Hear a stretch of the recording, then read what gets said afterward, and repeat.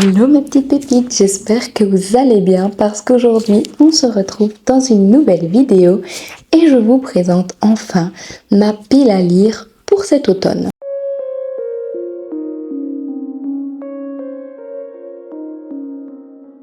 Je fais rarement des piles à lire, à part pour des challenges, mais c'est vrai que l'automne, je l'attendais avec impatience parce que j'avais trop envie de lire des livres cosy, des livres qui sont dans l'ambiance automne, Halloween, etc. Je sais pas, j'adore ce genre de lecture. Je me suis dit que pour cette année, je ferais bien une petite pile à lire parce que en vérité, j'ai quand même pas mal de livres qui correspondent pour la saison de l'automne. Donc je me suis dit que ça me motiverait à vider ma pile à lire et à lire tous des livres qui traînent depuis pas mal de temps dans ma palle. Alors comme vous le voyez, je suis enfin devant une bibliothèque. Donc ici, en fait, tous mes livres sont mis n'importe comment, rien n'est trié, etc.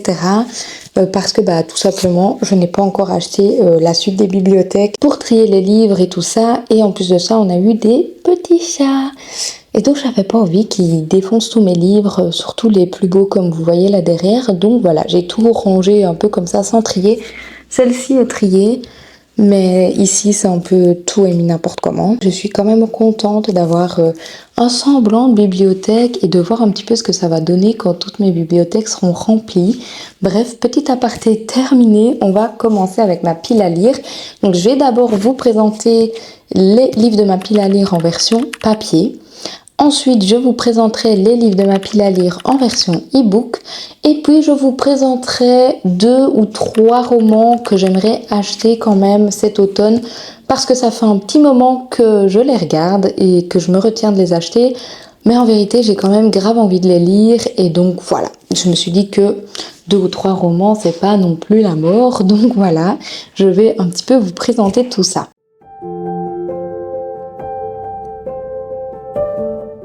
Le premier livre que j'aimerais lire, c'est La bibliothécaire d'Auschwitz. Dans ce roman, on va suivre Dita qui a 14 ans et qui est l'une des nombreuses victimes du régime nazi. Avec ses parents, elle va être arrachée d'un ghetto à Prague pour finir dans un camp d'Auschwitz. Malgré toute l'horreur qu'elle peut voir, elle décide de vivre un semblant de vie normale et là-bas, elle va rencontrer un éducateur juif qui va lui confier la mission de garder les 8 précieux volumes que les prisonniers ont réussi à garder malgré tout ce qui s'est passé. Elle va donc devenir la bibliothécaire d'Auschwitz.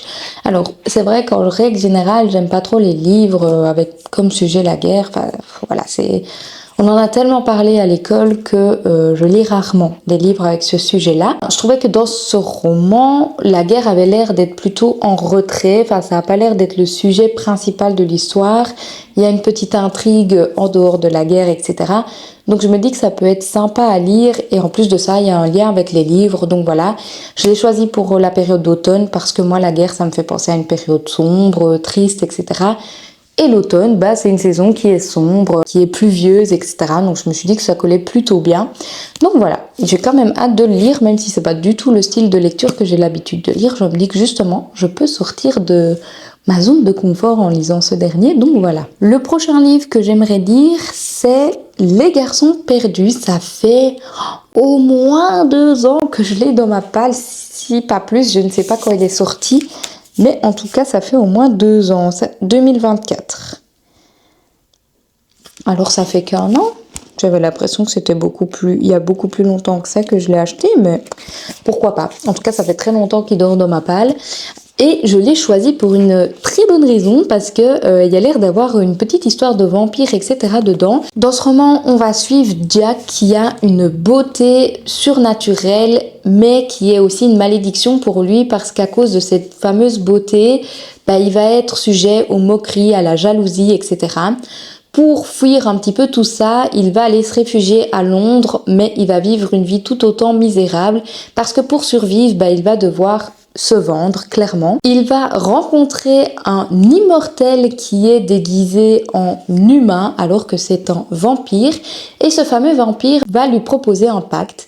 Ce pacte, c'est que Jack doit essayer de soutirer des infos au peuple des immortels et qu'il doit réussir à découvrir le fameux secret de ce peuple. S'il réussit, il pourra être libre et être riche, donc c'est tout ce qu'il souhaite vu la vie de malheur qu'il vit depuis toujours on va dire. Il va donc accepter ce fameux pacte. Il va s'en suivre un petit jeu de complot, de pouvoir, de malédiction, bref, de plein de choses.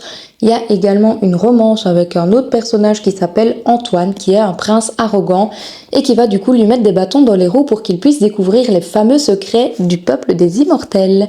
Donc voilà, je le trouvais parfait pour cette saison et ça fait tellement longtemps qu'il traîne dans ma palle qu'il était temps que je le sorte. Je sais que c'est une saga, alors il y a un deuxième tome mais je sais pas si ça va au-delà, je me suis jamais réellement renseignée, mais on verra bien. En tout cas, il me tente encore beaucoup, donc c'est déjà une bonne nouvelle. Le prochain livre que j'ai sélectionné, c'est Les filles de Witch Hazel House. Donc ça, c'est un livre qui est sorti l'année passée, du coup je pense à l'automne passé. Il avait fait beaucoup parler de lui et il m'avait beaucoup tenté. Comme j'avais pas su le lire l'année passée, en fait clairement je me suis dit que j'allais le ressortir cette année et j'ai attendu l'automne exprès parce que c'est un livre parfait pour la saison et j'avais pas envie de le lire en été ou à Noël ou quoi que ce soit, donc j'ai attendu cet automne pour pouvoir le ressortir de ma palle. Ici on va suivre l'arc qui vient d'être admise à Witch Hazel House dans un programme spécial accueillant des petits groupes d'élèves qui souffrent de TOC. Elle espère donc prendre un nouveau départ dans ce manoir où il y a beaucoup de fleurs, de chats et plein d'autres choses. Elle débute une vie paisible où de nouvelles amitiés se forgent au fil des soirées. Un jour, son amie Violette décide de faire une séance de spiritisme afin d'entrer en contact avec la présence bienveillante qu'elle pense sentir dans le fameux manoir. Et à partir de là, des phénomènes super étranges vont commencer. Elles vont donc enquêter pour savoir ce qui hante cette fameuse maison. Donc je le trouvais parfait pour cette saison parce qu'on parle un petit peu d'horreur, etc. Enfin, ça a l'air d'être un manoir hanté, tout. Donc, je me suis dit que c'était plutôt pas mal. Il est tout petit, donc ça se lira assez vite, je pense. Et franchement, j'en avais eu des super beaux échos. Donc, j'ai juste trop hâte de le lire et j'ai attendu 1 an pour le lire. Donc là, il est grand temps que je le lise et je pense que ça sera une de mes premières lectures de l'automne. Donc voilà, j'ai trop hâte de le découvrir. Le prochain livre que j'ai sélectionné, c'est Babel. J'ai choisi Babel parce que ça a l'air d'être un roman contemplatif.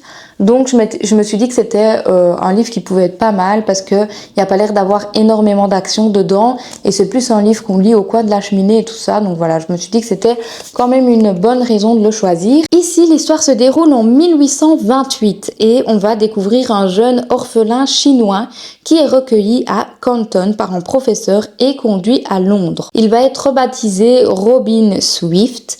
Le jeune homme consacre ses journées à l'étude de langue dans l'optique d'intégrer le prestigieux Institut royal de traduction de l'université d'Oxford. Dès ses premiers jours à Oxford, il prend conscience que ses travaux vont aider l'Empire britannique à participer à la colonisation au détriment des classes défavorisées de la société de ses territoires. Et donc du coup, il va se rendre compte que Babel, ça va un peu faire en sorte qu'il trahisse ses origines. Et donc ici, on parle principalement de racisme et de tout ce que ça inclut et ce que ça engendre. Donc, je trouvais super intéressant. Alors, il y a eu des avis un peu mitigés par rapport à ce livre. Maintenant, moi, je trouve que c'est des sujets qui sont super importants. Et voilà, je trouvais le contexte un petit peu original et tout, donc je m'étais dit pourquoi pas. Le livre-objet est juste magnifique. Donc voilà, il me reste plus qu'à me lancer, mais ce qui me fait peur, c'est qu'il est juste énorme, un peu comme La vie invisible d'Adi Larue, donc c'est un peu pour ça que je le traîne dans ma palle. Il va quand même être temps que je le sorte, donc voilà, c'était la bonne raison de le sortir, en tout cas l'automne, parce que comme je vous l'ai dit, c'est plutôt un roman qu'on lit sous la couette, par un temps de pluie, donc voilà, je vais me laisser tenter. Je sais pas si je le lirai là tout de suite, mais en tout cas, c'est prévu et je pense que pendant mes vacances, je vais pouvoir lire ça tranquillement à mon aise, donc voilà. J'ai hâte quand même de découvrir cette petite histoire parce que ça fait très longtemps qu'il est dans ma palle aussi. Ensuite, j'ai choisi de mettre le roman d'Edgar Donne. Alors, je sais que c'est un spin-off d'une saga qui existe déjà, mais je ne sais plus le nom de la saga. J'essaierai de vous la retrouver. Mais je sais qu'on peut le lire indépendamment de la saga. Donc, je l'avais pris parce qu'il me tentait beaucoup. En plus de ça, il est magnifique avec la petite... le petit squelette, les roses et tout ça sur le côté, il est juste sublime. Ici, on va suivre une jeune adolescente qui est faucheuse et qui va passer ses journées en compagnie des morts. Et voilà, c'est pas le métier dont elle rêvait, mais comme disait sa grand-mère, on ne choisit pas toujours ce qu'on veut faire dans la vie, donc elle n'a pas trop le choix de continuer à être faucheuse. Il va y avoir une série de meurtres inexpliqués dans le clan des puissantes sorcières. et la visite inappropriée d'Ella, la déesse de la mort. Donc elle va commencer à se poser des questions et à enquêter un petit peu sur tout ce qui se passe dans ce fameux royaume. Voilà, en gros on n'en dit pas plus dans le résumé, mais il m'avait l'air pas mal. De nouveau c'est un livre de 500 pages, donc je trouve que ça va encore. L'univers a l'air quand même assez vaste, mais le fait que ce soit une histoire avec des faucheuses, la mort, etc., de nouveau je me suis dit que c'était juste parfait pour l'automne. Donc voilà, tout simplement. Et il est temps aussi que je le sorte de ma palle. Je pense que c'était mon compagnon qui l'avait choisi dans ma liste Amazon et qui m'avait dit d'acheter celui-là parce qu'il le trouvait trop beau. Donc voilà, il est grand temps que je le sorte de ma palle aussi. Le dernier livre en papier que j'ai sélectionné, c'est La Cour des Ténèbres. Ça aussi, il est grand temps que je le sorte. J'avais eu une très belle dédicace de Victor Dixon. Trop chouette, franchement il est juste trop cool. J'ai pas de résumé dans ce livre parce que c'est la version collector et il y en a pas, mais dans mon souvenir on suit une famille de vampires à l'époque victorienne, donc un peu comme à Versailles, etc. Et c'est ce qui m'avait grave tenté parce que je me suis dit que c'était une histoire de royauté, de vampires et tout ça. Enfin, ça avait l'air génial. On a plein de choses dans le roman. Donc ici, on a les arbres généalogiques. Je trouve ça trop chouette. On a une belle carte. Ici, on a en fait tous les tomes de la saga et tout ça. Enfin voilà, c'est vraiment trop chouette. Et alors, on a aussi l'explication du tarot qu'il avait sorti spécial Vampiria. Et voilà, en soi, on a plein de descriptions de personnages. Enfin, c'est un roman qui est super complet. Et j'ai trop hâte de le découvrir parce que j'en entends que du bien. Je n'ai jamais lu de livre de Victor Dixon aussi, même pas Phobos. Donc je me dis que c'est l'occasion de commencer à découvrir cet auteur qui a l'air juste incroyable. Désolée pour la luminosité, elle va être un petit peu moins bien parce qu'en fait j'avais mis la lampe de poche de mon téléphone pour que la lumière soit plus jolie, mais j'avais oublié que je devais utiliser mon téléphone pour la suite de la vidéo, vu que je vais vous présenter des livres en e-book.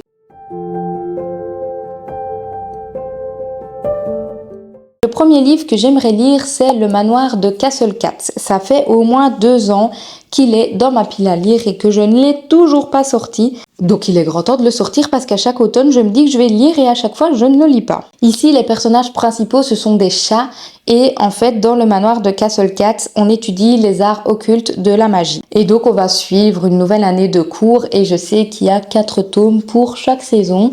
Donc voilà, je trouvais ça super original que les personnages principaux soient des chats. Tout simplement, j'en ai jamais lu des livres avec des chats comme personnages principaux, donc voilà, ça peut être super intéressant. Le prochain livre que j'ai dans ma palle sur ma Kindle, c'est Sin Me Forgotten.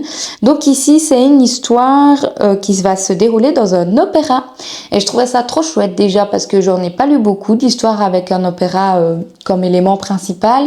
Et en plus de ça, pour moi, l'opéra, ça relie plutôt bien à la période de l'automne parce que c'est une activité intérieure et je me dis que c'est vrai que quand il fait pas beau dehors, etc., se réfugier au théâtre, à l'opéra ou des trucs comme ça peut être super sympa. Donc je me suis dit que lire ce livre à cette période, c'était plutôt pas mal. On va suivre Isda qui est maudite parce qu'elle a une marque qui montre qu'elle peut manipuler les souvenirs. Donc dès sa naissance, elle va être jetée dans un puits. Cyril, qui est le propriétaire d'un opéra, va la sauver. Et en échange de ce service, entre guillemets, qui lui a servi, elle va devoir sublimer les souvenirs des spectateurs qui viennent à l'opéra de Cyril. Elle va rencontrer Emmerich, qui est un jeune ténor et qui sème le trouble dans sa vie. Et donc, entre guillemets, à cause de ce fameux Emmerich, elle va déroger à la règle et elle va passer au-dessus de ce que lui demande le propriétaire. Voilà, ça a l'air d'être une romance assez sympa et une histoire super originale, donc j'ai vraiment hâte de le découvrir. Le prochain livre que j'ai envie de lire, c'est The Sauce Girl, tome 1. Il y a 2 tomes, donc ça se lira assez rapidement.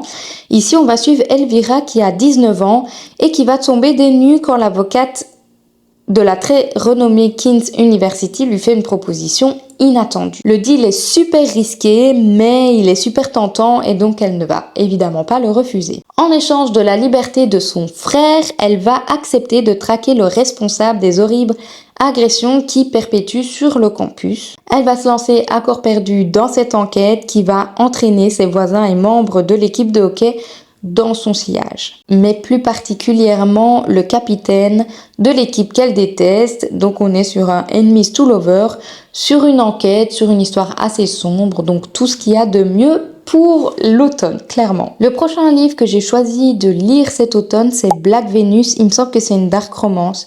Alors c'est vrai que je suis pas très dark romance, mais là il était dans un lot avec une promo et tout, donc je me suis dit pourquoi pas, autant tenter, hein, on verra bien. On va suivre Violette qui est influenceuse le jour et qui est une reine du cabaret la nuit. Elle va donc naviguer entre un monde de paillettes et de secrets. Ethan, séduisant journaliste, veut écrire sa biographie. Enfin, ça c'est ce qu'il prétend parce que derrière ce fameux prénom d'Ethan, il va se cacher Onyx, qui est un espion d'une société, on va dire. Et sa mission est simple, utiliser Violette pour s'infiltrer dans l'entourage d'un magnat de la tech aux intentions douteuses. Donc voilà, en soi, on est sur une histoire qui m'a l'air assez... Enfin, pas super originale parce que c'est vrai que ce genre d'histoire, on en voit quand même beaucoup, mais je me disais que ça pouvait être sympa, l'univers du cabaret et tout, c'est assez chouette. Donc voilà, autant découvrir et si j'aime pas, bah j'aime pas et je saurais que je ne continuerai pas à lire cette saga. Le prochain livre que je vais lire, enfin que j'aimerais lire, c'est Zodiac Academy, tome 2, parce que j'avais lu le tome 1. Donc dans le tome 1, on va suivre deux jumelles qui ne savent pas qu'elles appartiennent au monde des failles, tout simplement.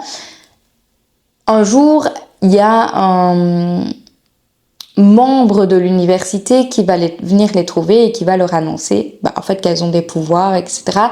et qu'elles sont les reines ou les princesses du royaume là où il y a l'université, etc. Donc elle va débarquer dans cette fameuse école de magie où la magie est en lien avec les signes astrologiques, donc Gémeaux, Poissons, Verseau et tout ça. Il y a, je pense qu'il y a 4 groupes dans l'école, donc il y a ceux qui appartiennent au feu, à la terre, à l'air et à l'eau, donc voilà. Et alors à chaque fois elles doivent passer des tests, etc. pour pouvoir intégrer l'école. Et dans cette école elles ont 4 rivaux. Rivaux pourquoi ? Parce que les parents de ces 4 garçons ont pris la tête du royaume, vu que les parents des 2 jumelles sont décédés. Et du coup, ils vont un peu se battre pour ce fameux royaume, etc. Et on suit surtout leurs aventures à l'école et cette quête pour récupérer le trône, etc. Donc voilà, c'était génial. J'avais adoré le tome 1. Donc j'ai trop hâte de lire le tome 2, clairement. Même si la traduction est pas fameuse, moi j'avais adoré. Et lire en anglais, c'est pas trop mon truc. Donc voilà. Le prochain livre que j'ai grave envie de lire, il est forcément super connu parce que c'est un livre dont tout le monde parle pour le moment. Et il s'agit du livre Le Pumpkin Spice Café. Ici, on est clairement sur un livre cosy. Donc ça a l'air trop chouette. La tante de Jenny va lui confier le Pumpkin Spice Café, qui est un lieu de rencontre pour la petite ville d'Uim Harbor. Donc la jeune femme va sauter sur l'occasion pour prendre un nouveau départ loin de son travail qui la déprime parce qu'elle n'aime pas du tout son travail. On va également suivre Logan qui est un agriculteur local et qui a beau se tenir à l'écart de la communauté et des ragots.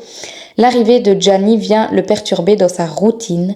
Lui qui ne veut rien savoir de cette fille à l'optimisme agaçant est pourtant inexplicablement attiré par elle. Une romance d'automne cocooning suet à savourer au coin du feu avec un plaid à bon thé et déroulé à la cannelle.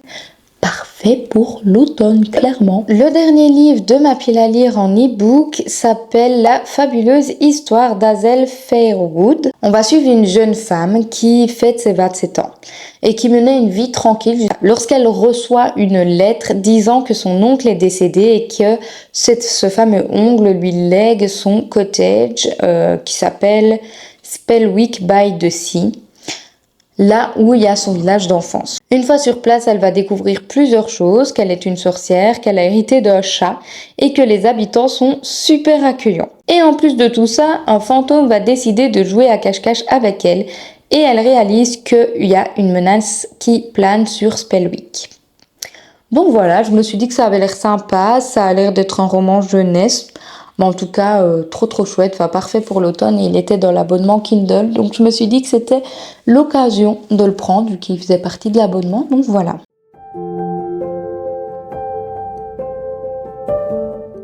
Passons ensuite aux livres que j'aimerais acheter pour cet automne. Le premier, c'est Légende Enlatée. Ça fait aussi 1 an que je veux l'acheter et que je ne le fais pas.